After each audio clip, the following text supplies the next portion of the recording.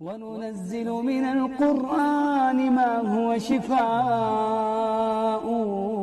ورحمة للمؤمنين۔ محترم ناظرین، امید کرتا ہوں کہ آپ نے چینل کو سبسکرائب کر لیا ہوگا۔ آج کے اس شارٹ ویڈیو میں ہم جنات کی تعریف اور حقیقت کو جانیں گے۔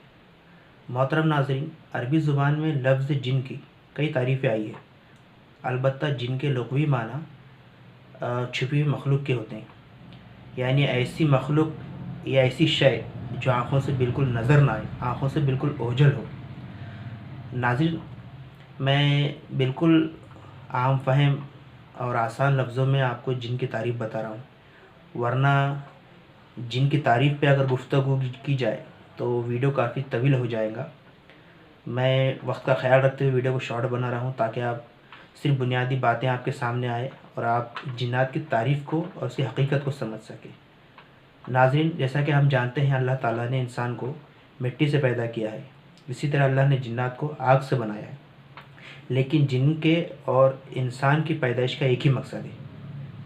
اللہ سبحانہ تعالیٰ نے سورہ ذاریات آیت نمبر 56 میں فرمایا، وَمَا خَلَقْتُ الْجِنَّ وَالْإِنسَ إِلَّا لِيَعْبُدُونَ، ہم نے جن اور انس کو محض اپنی عبادت کے لیے پیدا فرمایا ہے۔ یہاں تک تو بات سمجھ میں آ گئی ہے کہ جن اور انسان کی پیدائش کا ایک مقصد ہے۔ ناظرین، اسی طرح اللہ تعالیٰ نے جنات کو کئی اقسام میں اور کئی شکلوں میں پیدا فرمایا ہے۔ مسلمان جن کے علاوہ دنیا کے اندر کافر جن اور یہودی، عیسائی اور نصرانی جن بھی ہوتے ہیں۔ انسانوں کی جس آبادی میں جنات رہتے ہیں وہ وہیں کا دین اور وہیں کا مذہب اختیار کر لیتے ہیں اور وہیں کے رہن اور سہن کے مطابق اپنی زندگی گزارتے ہیں۔ ناظرین، لیکن ایک خاص بات یہ ہے کہ وہ جنات جو مسلمان ہوتے ہیں وہ کسی انسان کو تنگ یا پریشان نہیں کرتے، اور نہ ہی ان کا مقصد ہوتا ہے انسانوں کو پریشان کرنا، بلکہ مسلمان جن کا سب سے بڑا مقصد یہ ہے کہ وہ اللہ تعالیٰ کی عبادت کرے اور اس کی تبلیغ اور اس کی اشاعت میں ہمیشہ مصروف رہتے ہیں۔ لیکن وہ جن جو شیاطین میں ہوتے ہیں وہ خاص طور پہ انسانوں کو تنگ کرتے ہیں، اور ان کے زندگی کا مقصد ہی ہوتا ہے انسانوں کو پریشان کرنا، ان کے عقیدوں کو بگاڑنا، انہیں گمراہ کرنا، انہیں شرک اور کفر کی طرف ڈھکیل دینا، اور ان کی جسم میں داخل ہو کے بہت ساری بیماریاں چھوڑ دینا تاکہ وہ موت سے قریب تر ہو جائے۔ یہ جن شیاطین کا مقصد ہی ہوتا ہے۔ محترم ناظرین، اس کے علاوہ بہت سارے جنات وہ ہوتے ہیں جن کے اپنے قبیلے ہوتے ہیں، ان میں مؤنث جن بھی ہوتے ہیں اور ان کی آپس میں شادیاں بھی ہوتی ہے، ان کی اولادیں بھی ہوتی ہے، پھر وہ آپس میں لین دین بھی کرتے ہیں، کاروبار بھی کرتے ہیں۔ اکثر ایسے جنات اپنے قبیلوں میں رہتے ہیں، ان کا کوئی خاص دین یا مذہب نہیں ہوتا ہے۔ اور اس کے علاوہ محترم ناظرین، بہت سارے جنات اللہ نے ایسے پیدا کیے ہیں جو انتہائی طاقتور ہوتے ہیں اور بہت سرکش ہوتے ہیں۔ ایسے جنات کا شمار عفریت جنات میں ہوتا ہے۔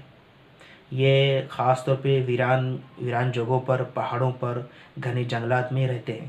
اگر یہ کسی انسان کے جسم میں داخل ہو جائے تو انسان کا علاج کرنا تھوڑا مشکل ہو جاتا ہے، ناممکن تو نہیں ہوتا ہے، البتہ مشکل ضرور ہو جاتا ہے، کیونکہ یہ انتہائی شریر ہوتے ہیں اور بڑے سرکش ہوتے ہیں۔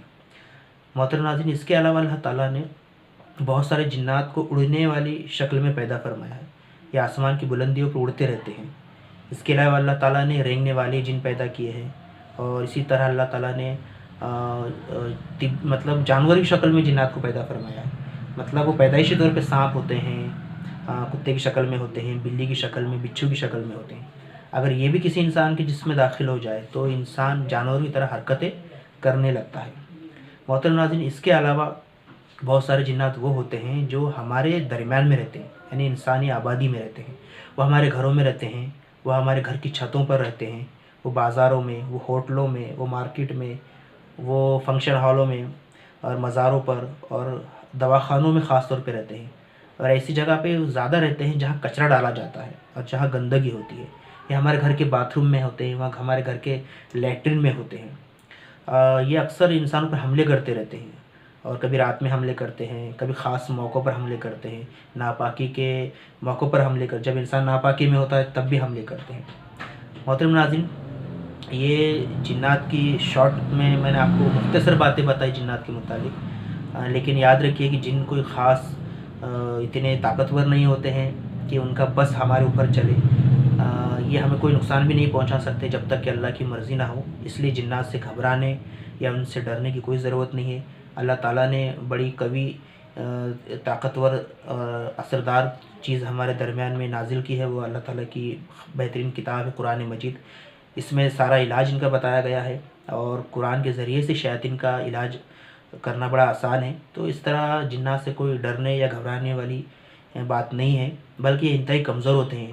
اللہ تعالیٰ نے خود قرآن میں فرمایا ہے کہ ان الشیطان کان ضعیفا، کہ شیطان کی چالیں اور شیطان خود بڑا کمزور ہوتا ہے، تو لہٰذا جنات اور ان شیاطین سے کوئی گھبرانے اور ڈرنے کی ضرورت نہیں ہے۔ البتہ میں یہ باتیں آپ کو محض اس لیے بتا رہا ہوں تاکہ آپ ان کی تعریف کو اور ان کی حقیقت کو سمجھ سکیں۔ محترم ناظرین، اس کے علاوہ ایک اہم بات آپ کے سامنے یہ رکھنی ہے کہ ہمارے درمیان میں کچھ لوگ وہ ہوتے ہیں جو جنات کا انکار کرتے ہیں، وہ جنات کے وجود کا انکار کرتے ہیں۔ وہ کہتے ہیں کہ ہم جن کو نہیں مانتے، جنات نام کی کوئی شے ہوتی نہیں ہے، ہم ان باتوں کو نہیں مانتے۔ ایسے لوگوں کو خاص طور پہ اپنی باتوں پہ غور کرنا چاہیے۔ تو کتنی تعجب کی بات ہے کہ اللہ تعالیٰ قرآن میں بے شمار موقعوں پر اور کئی مقامات پر اللہ نے جنات کے وجود پر بات کی ہے، اور ان کے قبیلوں پر، بلکہ قرآن میں سورہ جن ہے جس میں باقاعدہ ایک خاص واقعہ درج ہے۔